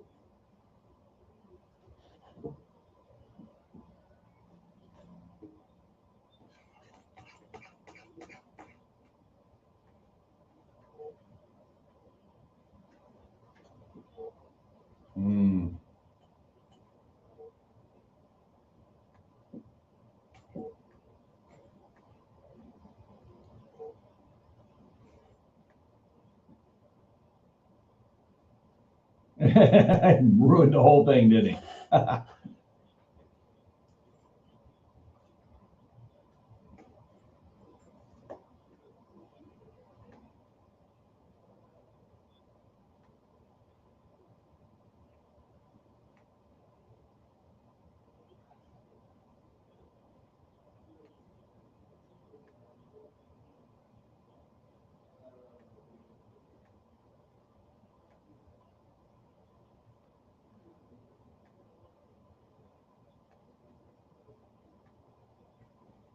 Mm-hmm.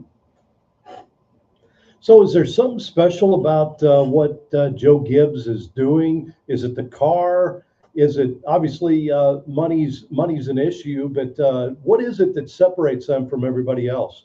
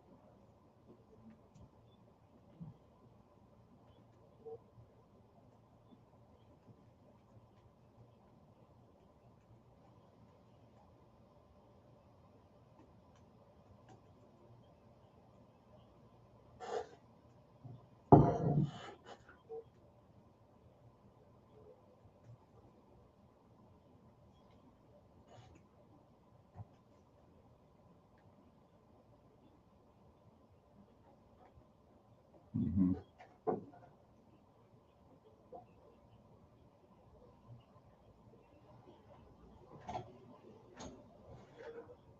Yeah.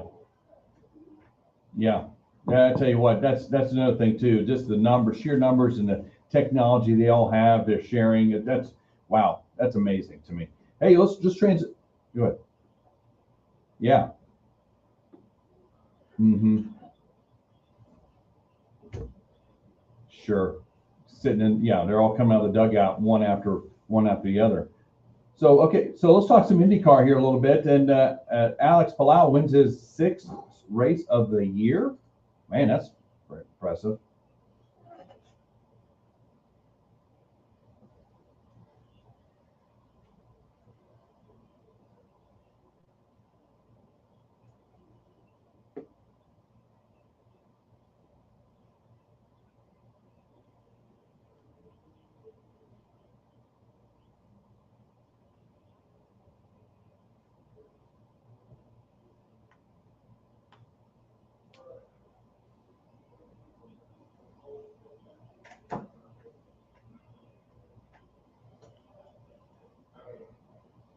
Yeah.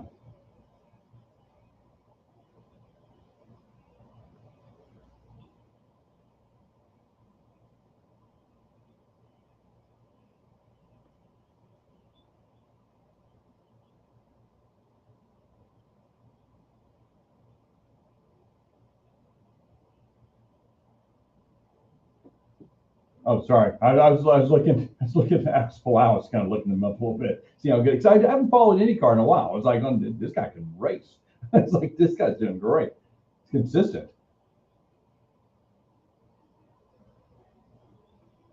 Yeah. Sure.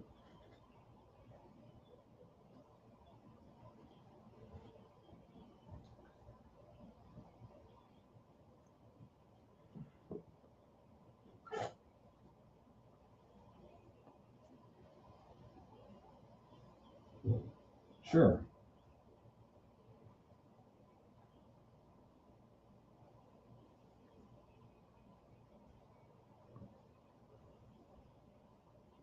Well, that's why I was looking up. I was looking him up, saying, okay, age of the guy. If you dominate this circuit, I'm thinking, well, maybe you want to take that next step. You mentioned Mario Andretti, and Cadillac's got a team over there. I mean, I know those. There's only 22 spots there for drivers in that circuit. But I was just thinking, well, maybe this guy could go do that, because we've seen some IndyCar drivers make that transition or back and forth. Just wonder if that would work. This course mostly road courses, obviously in F1, and you got some ovals, obviously in NASCAR. It's a little different, I guess. Yeah, that's true. True.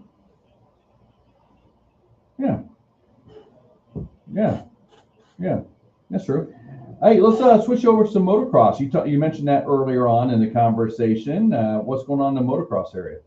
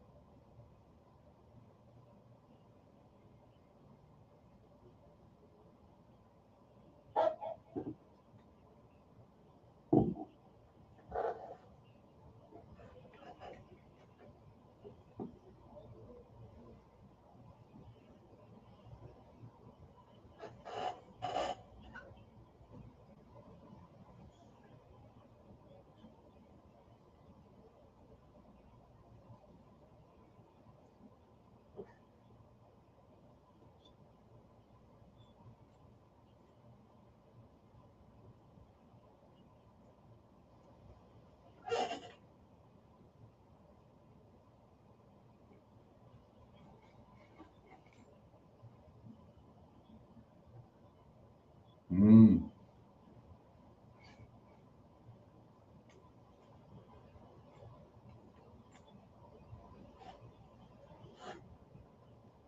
Wow.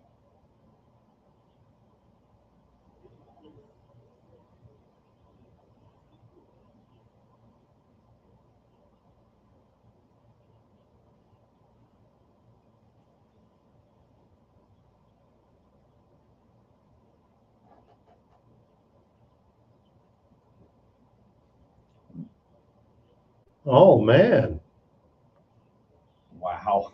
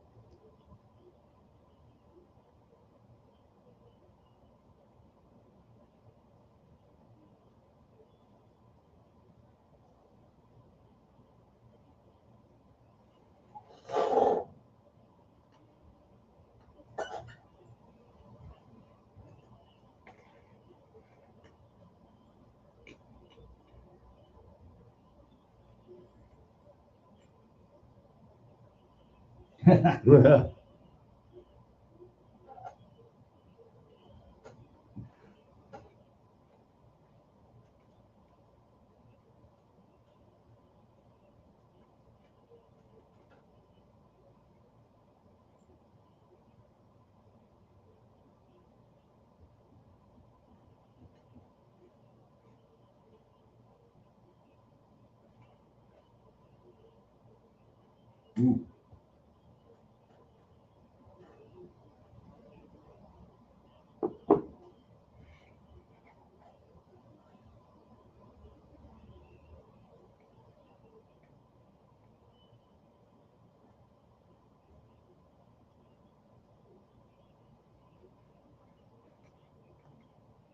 That's great.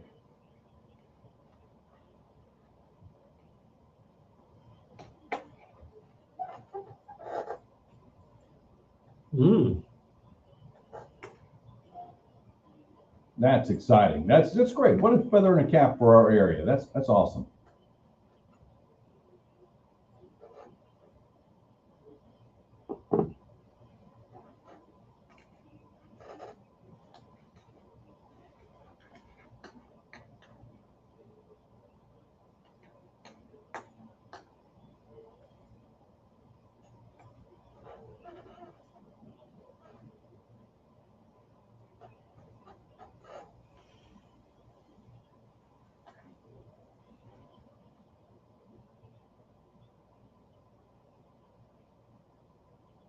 Oh man, that's crazy. That's dedication. That's for sure. I know about the travel, but not that far. Hemispheres.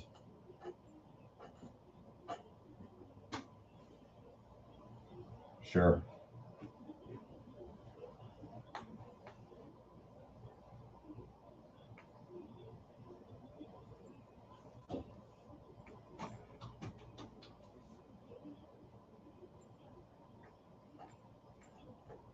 No, I get it. You bet. Hey, we got real quick before we go. Diesel drags this week down at out at Ozark, right? Ozark Raceway.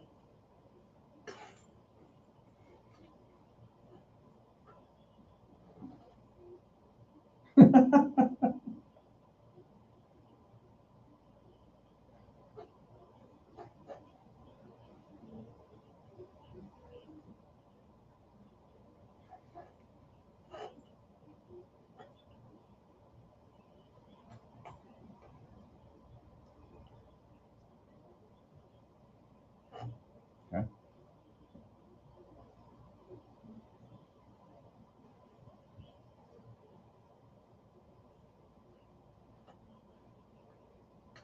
Mm-hmm. For sure.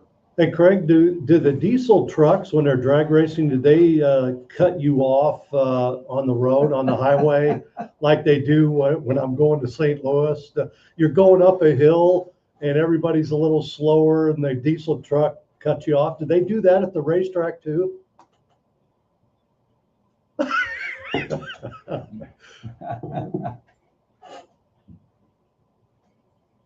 I bet. Wow. Ooh.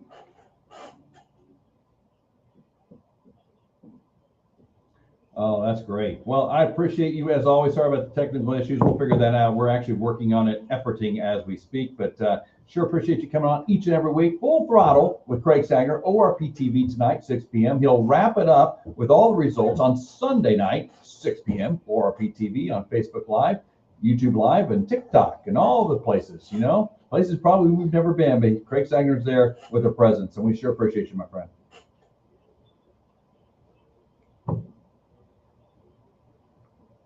Thank you, sir. We appreciate that as well. Have a great week. He read that just as I wrote it for him. He did perfectly. Yes. Perfect. I said, best radio show anywhere, and he read it just perfectly. It's easy to read when you send him the copy, right? Right. All right, we got to take a break. Our last segment of the show coming up, the opening drive with Tom and Rob on ESPN The Jock, brought to you by Playing Sports. Your team, your town.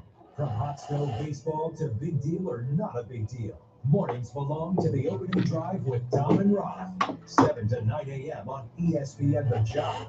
Don't just listen, be part of it. The leaves aren't the only thing that can get brighter in the fall. 'Tis the season to play under the lights. At Play It Again Sports, football and soccer players reload every year with lots of new and gently used gear. Cuts it right off. Helmets, mouthpieces, gloves, and footballs to soccer shoes, shin guards, shorts, and jerseys. If you broadcasting, it's more than likely we'll see you soon at Play It Again Sports. okay, so fine. When you come back from the break, we'll be on the air.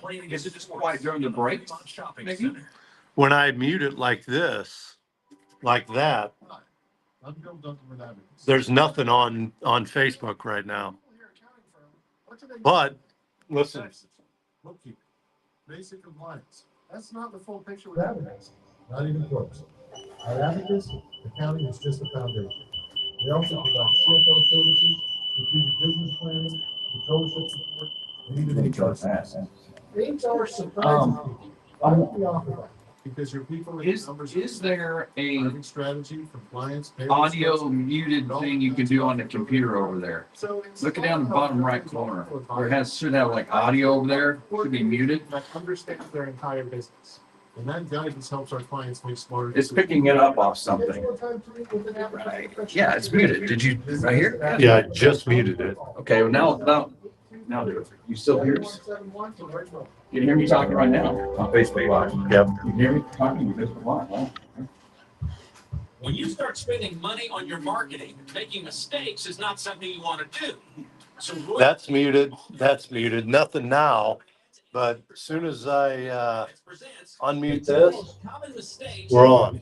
Number 5, Measuring ad effectiveness too quickly. Digital marketing has become all the rage for advertisers. And part of its appeal lies in being able to instantly and accurately measure ads' effectiveness. Don't be fooled here. Instant and accurate don't always translate to long-term marketing success. In order to become the brand that people think of immediately and feel the best about when purchasing, you'll need to measure your marketing over a much longer.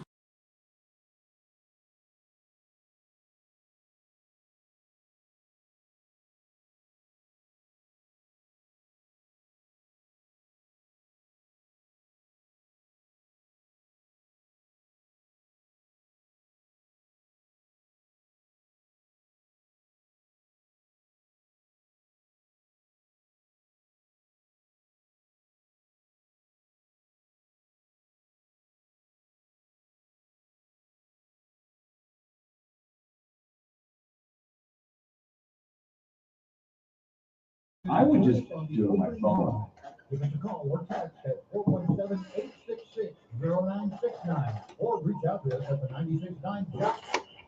All right, back on the opening drive with Tom and Rob at ESPN The Jock as we roll on a Wednesday morning, August 12th, right? Are we August 12th? Yeah, it is 12th. Man, I tell you, lose track when you run the board all those days and Tom's not here. You don't even know what day it is. August 12th, going to be a scorcher here. Hey, do me a favor. Do not look at the 10-day forecast if you don't like heat, because it's going to be like this for 10 days. I think it cools down to the upper 90s Monday and Tuesday next week. The heat index is going to be high. The heat warning isn't in effect until Friday, but that's just they threw that out there. They'll extend that. That's like throwing it out there. Yeah, we'll throw it out there a few days and see how it goes. Now they'll be extending that. So be aware of that if you're out and about. You know, we got a lot of guys out there I know on work sites today who listen to us every day. You guys know the drill. You guys are out there, but we're praying for you guys to stay cool, stay hydrated, get your work done. But I'll tell you this, and I've heard other places, I will take this above 0 degrees and ice any day of the week. I don't like, fine, 0 degrees, 20 degrees, and no ice. I will take this any day of the week. I don't mind this. This heat does not bother me. Yeah, it bothers me, but I'm not complaining about the heat. I don't complain about it because we can find a cool place, right? There's a cool place somewhere, but you can jump in the pool, you can do whatever, get in the air conditioning, find a cool place. There's always a Walmart you can walk through. I mean, literally, there's places you can get cooled down, right?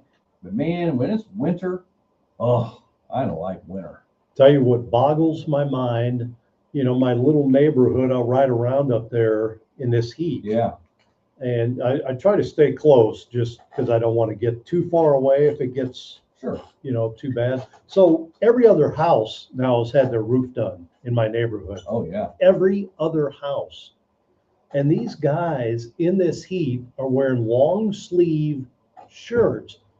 I kind of understand it. I know they're light. Yeah. They're light, but I'm like, wow. And they'll put the hoodies up. Yes. On these light shirts, I'm like, holy keep the sun off their heads. Yes. And then they're wearing long pants and they're just they're getting after it. You want to watch these guys, these roofers, like ABC Roofing, our guys there sponsor our show. Yes. You want to watch those guys get after it? They can get that roof ripped off in a hurry. It's like, hey, it's one day. Needs to come off today. It needs to come off today, and they get after it. There's no stopping. They get that dumpster down below them. I saw one working on by my daughter's place yesterday. They ripped it out. We were outside for like what, 20 minutes, just kind of out in the front yard. They got half the roof already ripped off in 20 minutes, man. They're like, see ya. Those guys can do a full roof, a full house in one day. Yeah. I mean, rare that it takes them more than that. Yeah. I've seen a couple of them where maybe they get started a little later, sure, clean up at another house, and then get started a little later. That'll take them 2 days, but a day, a house. That's crazy. And there's like 7 guys up there ripping it off too, getting after it. That's cool. We got a caller on the line. Let's All go right. to the phones. Hi, you're on the opening drive with Tom and Rob. Hey, Sean, a little late today, aren't you? I got you.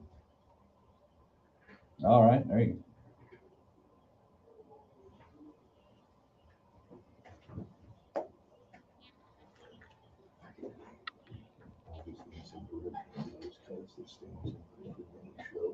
Because you can kind of later, I just didn't know where I could locate those.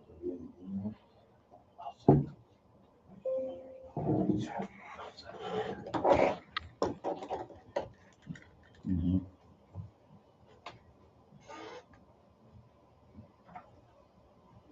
Whoops. It's Kyle Larson. That's why. Mm-hmm. Ooh, that's a big payday. Kyle Larson racing. But Kyle Larson's not racing that one, right? Because isn't he doing NASCAR this weekend? Yeah. He'll make more money in NASCAR on Sunday. On Saturday too.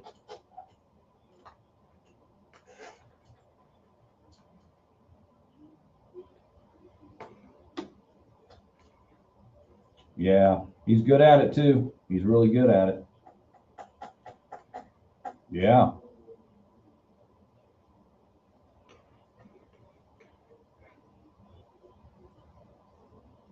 Oh yeah. It's a good game last night. Yeah. Palante, I'll tell you what, he's been pitching pretty well for the Cardinals. He's got.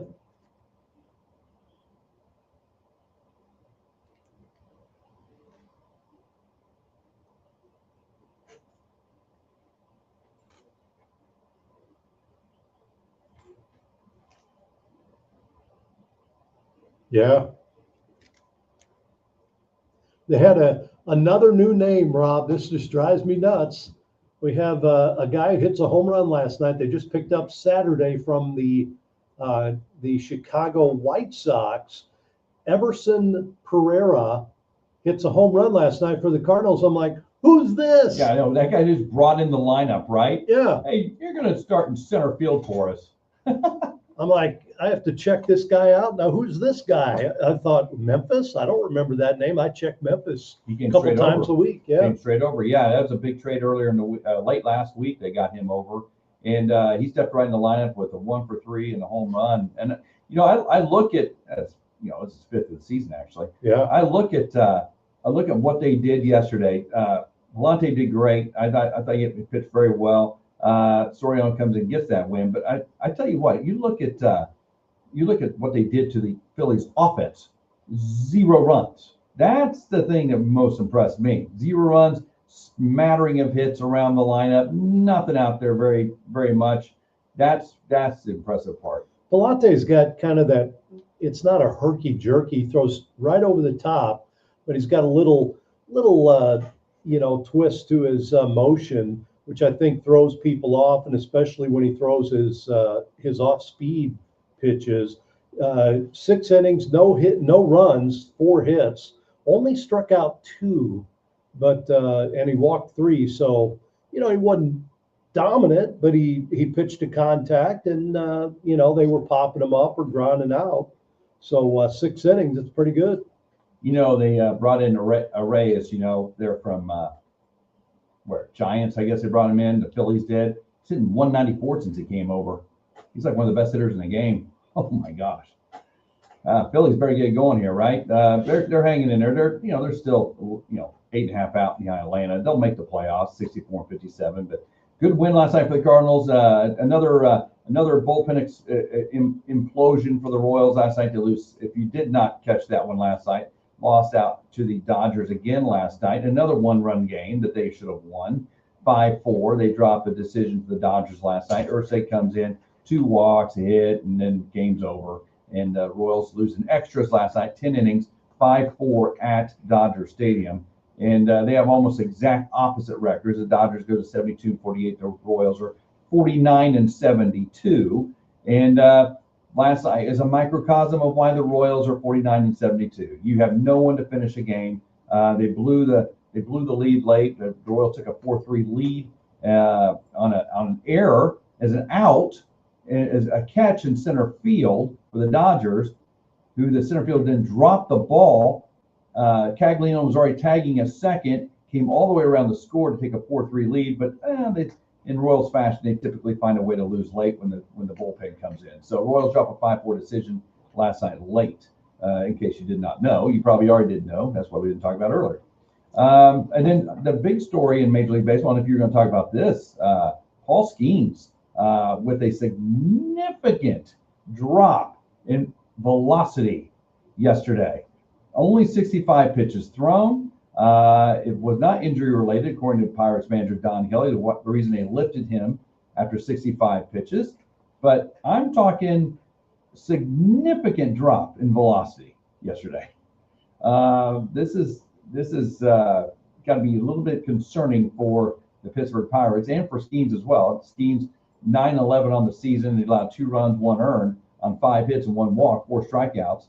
But he just didn't have the oomph on the pitches yesterday. He has not this year. Yeah. Everything's been down this year for them. It's down a little bit, you bet. So Paul Skeens, a little concerned there about his velocity. We'll see what that comes out. We should find out something here the next day or so and what's going on there. We just talked about this yesterday, Chef Tiny and I, saying he needed to come home and get himself going again. Well, that was not a get going thing. That's a concerning thing. So Skeens lifted last night again after 5 pitches, or 65 pitches last night in their loss. Yeah, just kind of that's kind of the day, man. We're done. It's kind of over. It's just like finished. We're done. Springfield Cardinals lost to Northwest Arkansas. You had the general manager on yesterday. Big series for Northwest Arkansas. They tried to make a move back into the second half standings. Yeah, they really got to get after it. The Cardinals are good though. Spencer Nivens goes 3 for 5 with a couple RBIs, batting .272 for Northwest Arkansas. Attaboy, Spencer. Attaboy. I know he's in town. Probably listening to the show today. Hey, we're done for the day. We'll see you tomorrow on Thursday. See you tomorrow. Okay, brought to you by Highland Dairy. Highland Dairy, locally made, Flexing. happily delicious. Spoonfield weather on the Jock. On vacation.